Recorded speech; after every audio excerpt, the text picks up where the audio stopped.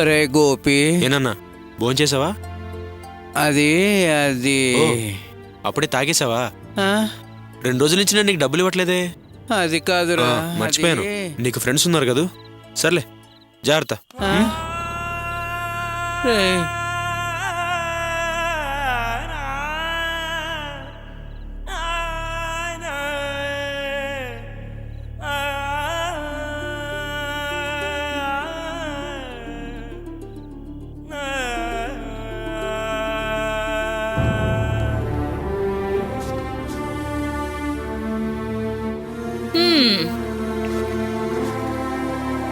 అర్చన, ఇదిగో పూలు పళ్ళు.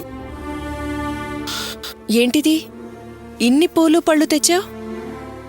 దేనికేంటి? తినడానికి. ఇన్నా? రేపటి నుంచి ఇన్ని తీసుకురావద్దు. ఏంటి తీసుకురావద్దా? ఏంటి, ఎంత లేదన్నా రోజుకి 50 రూపాయలు అవుతాయి. అంటే నెలకి 1500. అవసరమా? అర్చన, తినే తిండి కూడా లెక్కలేసుకుంటావా చెప్పు? నువ్విలా పళ్ళు అవి తింటేనే కదా ఓపికొచ్చి పని చేసుకోగలవు. అసలు తీసుకురావద్దు అనడం లేదు. వారానికి 2 రోజులు తీసుకొస్తే చాలు కదా. మా ఇంట్లో కూడా అలాగే తెస్తారు. మేమంతా ఆరోగ్యంగానే ఉన్నాం కదా. వచ్చే సంపాదన వడ్డీలకే చాలటం లేదు. ఇందులో పళ్ళు పూలు అంటే అప్పులెలా తీరుతాయి? బండి పెట్రోల్ నుంచి తినే గింజ వరకు కొంచెం పొదుపుగా ఉంటేనే మనం అప్పులన్నీ తీర్చగలం. అర్చన, ఈ విషయంలో నేను సాధారణంగా ఎవరి మాట విన్ను. కానీ ఎందుకో నీ మాట మాత్రం వినాలనిపిస్తోంది. ఎందుకంటే నువ్వెప్పుడు మంచి చెప్తావని నా నమ్మకం. సర్లే, నువ్వు చెప్పినట్టే చేస్తాలే.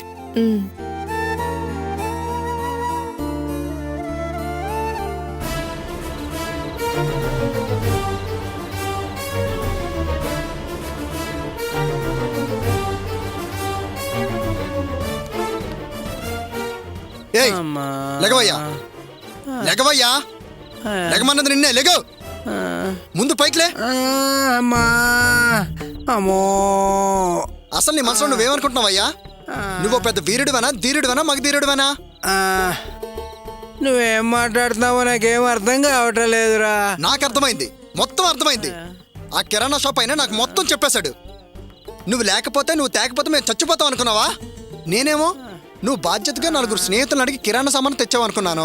కానీ నువ్వు, నేను ఎవరి దగ్గరికైతే వెళ్ళి నీచంగా చెయ్యి చాప అడగకూడదు అనుకున్నానో అక్కడికే వెళ్ళి బెచ్చం ఎత్తుకొని తీసుకొచ్చావు. బిచ్చమేమిట్రా? చచ్చా, ఈ బతకడం కన్నా మేము చచ్చినా బాగుండేది. వాసు, మాట్లాడుకో, నువ్వు అస్సలు మాట్లాడుకో. నీకెలాగో గౌరవ మర్యాదలు సిగ్గు శరం లేవు. నువ్వు నీ పని ముగించుకోవడానికి నువ్వే పనైనా చేస్తావు. నీలాగే మేము అనుకున్నావా? ఇదిగో ఇప్పుడు చెప్తున్నాను విను. మేము బిజినెస్ స్టార్ట్ చేసాం. ఆ బిజినెస్లో మేము బాగా సంపాదించుకోగలమని ప్రూవ్ అయింది. ఇక మీదట మేము ఎవరి దయ దాక్షిణ్యాలు దాన ధర్మాల మీద బ్రతకాల్సిన అవసరం లేదు. కావాలంటే వాళ్ళకి ఓ ముద్ద పడేస్తామని నీ పెద్ద కొడుకు చెప్పు. నీదో జన్మ, నువ్వో మనిషి. ఒరేయ్, అమ్మా, అమ్మో, ఆకలి, అమ్మా, అమ్మా, అమ్మా, ఏం చేస్తున్నావే? పప్పు కడుగుతున్నాను రా. పప్పు లేదు, గిప్పు లేదు, తీసుకెళ్ళి ఇంట్లో పోసిరా. ఏమైందిరా? చెప్తున్నాను కదా, ఇంట్లో ఉన్న కిరాణా సామాను మొత్తం తీసుకెళ్ళి ఇంట్లో పడాయి. ఎందుకురా అంత కోపం? అసలేం జరిగింది?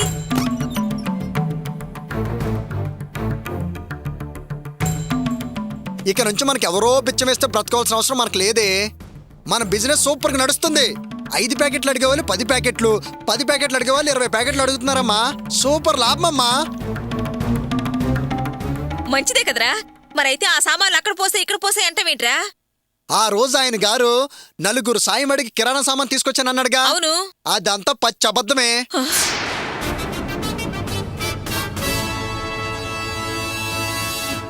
ఆ కిరాణా సామాన్లు దైతాలు చిప్పించింది ఈయన గారేనంట.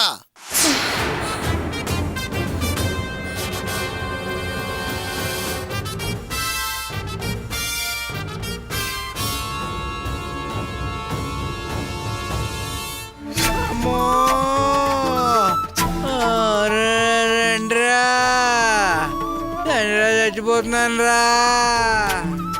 నేనప్పుడే అనుకున్నాను ఇదంతా అన్నయ్య ఏర్పాటు చేసుంటాడని. ఏంటే అన్నయ్య అన్నయ్య అని ఆయనంటావు? ఎప్పుడైనా నన్ను అన్నయ్య అని పిలిచావే నువ్వు? అసలు మనం వాళ్ళని దూరంగా ఉంచాక కూడా మనల్ని వాళ్ళే పోషిస్తున్నట్టు ఎదో బిళ్ళపలని దేనికమ్మా?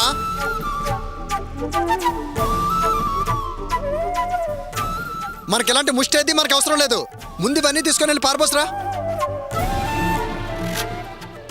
పోసేసిరా అని అంటున్నావే, వాడితో ఇన్ని రోజులుగా తిన్న లెక్క సరిపోతుందా?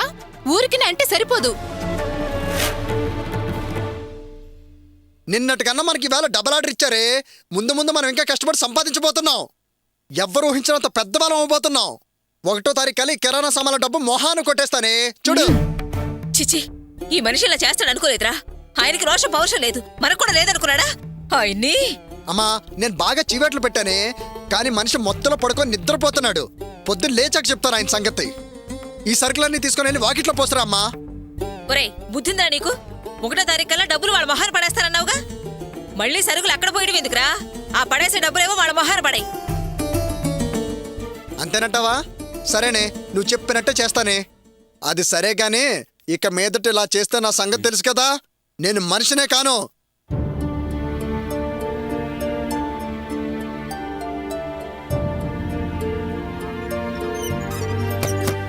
అమ్మా నేను అలా షాప్కి వెళ్ళి 25 కిలోలు ఉప్పుడు బియ్యం, 5 కిలోలు మినపప్పు తీసుకొస్తానే.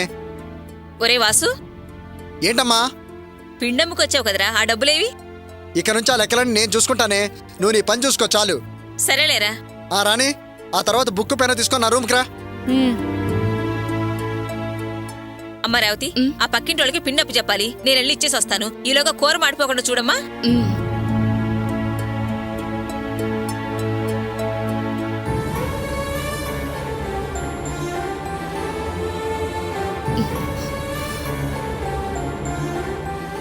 బావా, నేను మీతో ఓ విషయం మాట్లాడాలి. నేను ఇలా మాట్లాడడం మీకు నచ్చదని తెలుసు, కానీ ఇది మామయ్యకి సంబంధించిన విషయం. మాట్లాడక తప్పట్లేదు. ఏంటమ్మా అది? మావయ్య 2 రోజుల నుంచి పస్తులుంటున్నారు. ఏమంటున్నావు? అవును బావా. అయినా కష్టపడి పనిచేసే వాళ్ళే ఏం మాట్లాడకుండా తిని వెళ్తున్నారు. మీరేంటి వంకలు పెడుతున్నారు? మాట్లాడకుండా తినండి. నాకు భోజనం వద్దులే అమ్మా. అన్నం గిన్నెలో ఉన్నప్పుడు చెప్పొచ్చు కదా, ఇప్పుడు చెప్తే ఏం చేయాలంట? అన్నం తీసుకెళ్లి కుక్కలకు పెట్టాలా? వద్దులే అమ్మా, నేనే పారేస్తాను.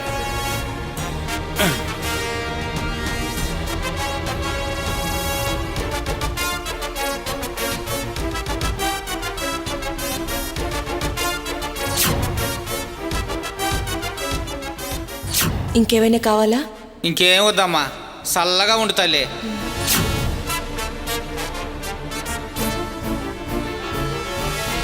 అది బావా జరిగింది. అక్క మీద చాడీలు చెప్తున్నానని అనుకోకండి. నా దిద్దులు దొంగిలించాడని అక్క మామయ్య మీద ఇంత కోపంగా ఉంది. నేను మామయ్యని ఎంత బ్రతిమలాడినా కానీ ఆయన తినలేదు. ఆయన ఆరోగ్యం పాడైపోతుంది. ఎలాగైనా మావయ్యకి తినిపించండి బావా, లేకపోతే కష్టం.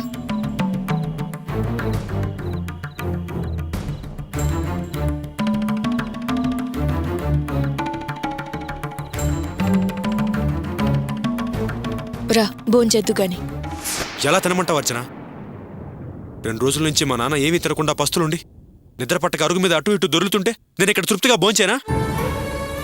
నేను మనిషినే. అరే, మా నాన్న దొంగతనం చేయలేదన్న విషయం నీకు తెలుసు. నువ్వు ఆ విషయాన్ని నమ్మలేకపోయావా? దుద్దులు పోగొట్టుకున్న రావత్కున్నపాటి ప్రేమ నీకు లేకుండా పోయిందా?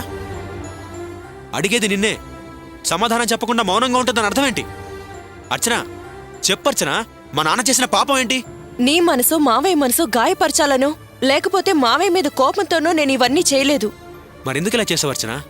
అన్నం పెట్టకుండా ఆయన కడుపు మార్చింది ప్రేమతోనా, ఆపేక్షతోనా, అభిమానంతోనా, ఆప్యాయతోనా? అవును, వాటితోనే. ఏంటి తమాషాగా ఉందా? తమాషా కాదు, అసలు జరిగిందేంటో చెప్తాను విను.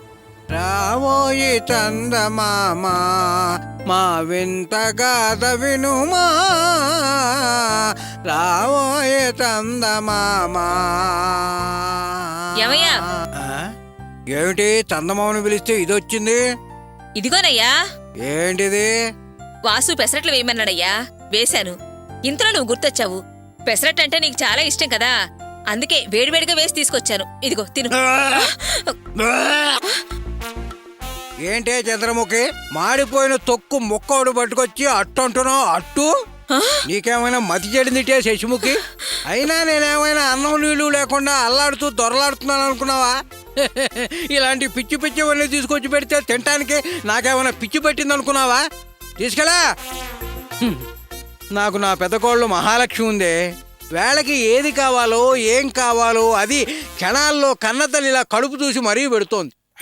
ఎన్ని జన్మలెత్తినా ఆ చేతి వాటం నీకు రాదు. సాదా సీదా చారు పెట్టినా అమృతంలో ఉంటుంది. అది తింటే స్వర్గం స్వర్గం కనబడుతోంది. అట్టుట అట్టు చూస్తేనే డోకొస్తోంది. లే, ఏదో అది ఇది తీసుకొచ్చి పెట్టి ఈ రంగయ్య గారిని బురుడి కొట్టిద్దామని చూస్తున్నావేమో.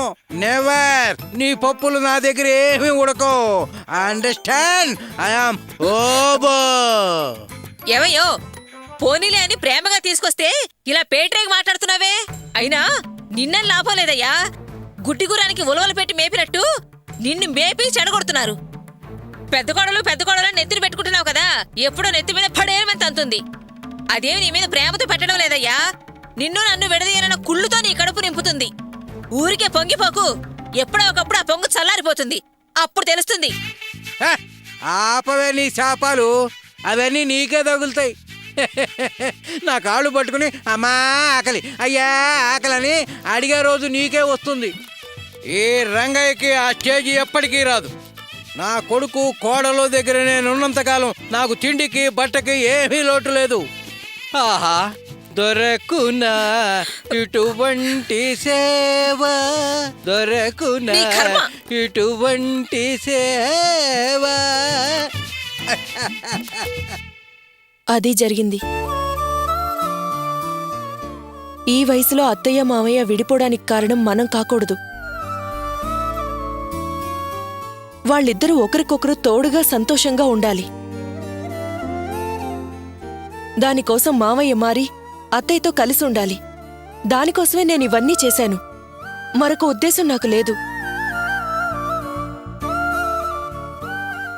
ఆడదానికి ఎంతమంది బంధువులున్నా ఆదరణ ఆప్యాయతలు దొరికేవి భర్త దగ్గరేనండి.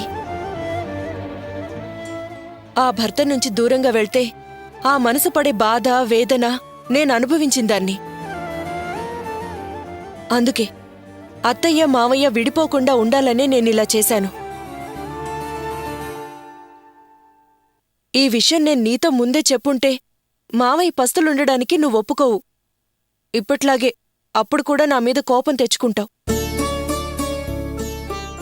అందుకే చెప్పలేదు. నేనేదైనా తప్పుగా చేసుంటే చెప్పు. ఇప్పుడే మావయ్య దగ్గరికెళ్ళి క్షమాపణలు అడిగి అన్నం తినేలా చేస్తాను. వద్దర్చన, ఇప్పుడు నువ్వు వెళ్ళి ఆయనకి అన్నం పెడితే నువ్వనుకున్నట్టుగా జరగదు. ఒకరోజు ఆగుదాం. ఆవిడ నాన్న కలుస్తారేమో చూద్దాం. లేకపోతే ఏం చేయాలో అప్పుడే ఆలోచిద్దాం. సరే రా, భోంచేద్దు గాని. వద్దర్చన, మా నాన్న 2 రోజుల నుంచి భోంచేయలేదు. నాకు ఎందుకో ఈరోజు తినబుద్ధి కావట్లేదు. వద్దులే.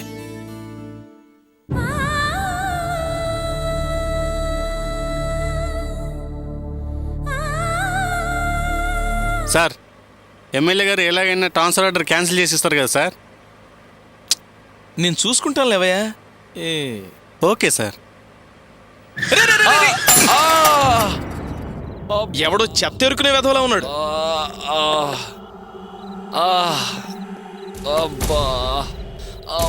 పడి చావడానికి ఈ కారు దొరికిందిరా. లేవరా లే. రే శేఖర్, నువ్వా? రే, ఈ ఏరియా నీది కాదు కదరా. వీడు నీకు తెలుసా? తెలుసు సార్, గంజాయి అమ్ముతుంటాడు. లేదు సార్, ఇప్పుడు గంజాయి అమ్మటం లేదు, కాగితాలు ఏరుకొని బతుకుతున్నాను. ఏంటి, గంజాయి అమ్మడం మానేసి కాగితాలు ఏరుకుంటున్నావా? నీలో ఇంత మార్పు ఎలా వచ్చిందిరా? కహానీలు చెప్తున్నావా? లేదు సార్, నేను నిజమే చెప్తున్నాను. నేను తప్పుడు పనులు చేస్తున్నాను కాబట్టే ప్రాణం పోయే పరిస్థితిలో కూడా ఎవరూ నాకు సాయం చేయట్లేదని ఆ అమ్మ అర్థమయ్యేటట్టు చెప్పింది. ఓ దారి చూపించింది ఆ వరలక్ష్మమ్మ. ఆ అమ్మే చెప్పకపోతే ఇంకా నీచమైన పని చేస్తూనే ఉండేవాడిని. పర్వాలేదురా, నీ బుద్ధి మార్చిందంటే మామూలు విషయం కాదు. ఎవర్రా వరలక్ష్మమ్మ? ఈవిదే సార్, వాళ్ళైనా కాగితాలు రాస్తుంటారు. ఓహో, ఆ వరలక్ష్మమ్మ. ఇదిగో వాడేదో కథలు చెప్తున్నాడు, నువ్వు నోరు మూసుకొని ఉంటున్నావు. పద. సార్ వీడు చెప్పే వరలక్ష్మి ఎవరో కాదు సార్, మీకు తెలుసు సార్. మీ అమ్మాయి గారి కేసులో లోపల పెట్టి ఉతికి ఆరేశామే ఆ గోపి అత్తగారు సార్. మీ కళ్ళల్లో కారం కొట్టి మోసం చేసిన ఆ చింతామణి వియ్యపురాలు సార్. రేయ్, నా కూతురు చచ్చిపోయిందని చెప్పానా? మళ్ళీ నా కూతురు గురించి మాట్లాడతా. పద పద పద.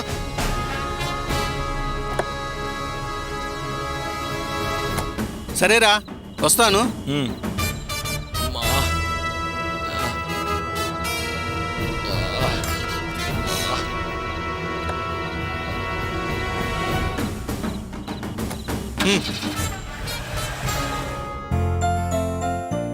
రాణి, రాణి, ఏంటమ్మా?